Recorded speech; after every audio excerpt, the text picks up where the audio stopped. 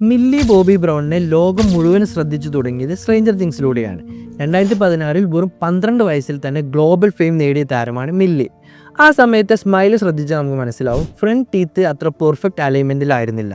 പ്രത്യേകിച്ച് മുന്നിലെ 2 കോമ്പല്ല് അല്പം പ്രൊജക്റ്റഡ് ആയിരുന്നു.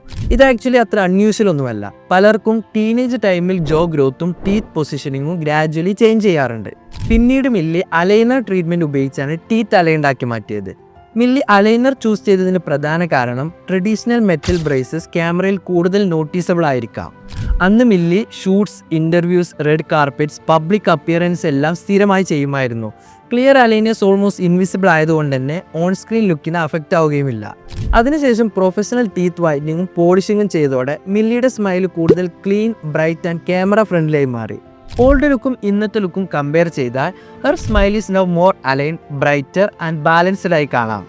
ഇതുപോലെ നിങ്ങൾക്കും നിങ്ങളുടെ സ്മൈൽ പെർഫെക്റ്റ് ആക്കണമെന്നുണ്ടെങ്കിൽ ഡു വിസിറ്റ് അമൻ ഡെന്റൽ.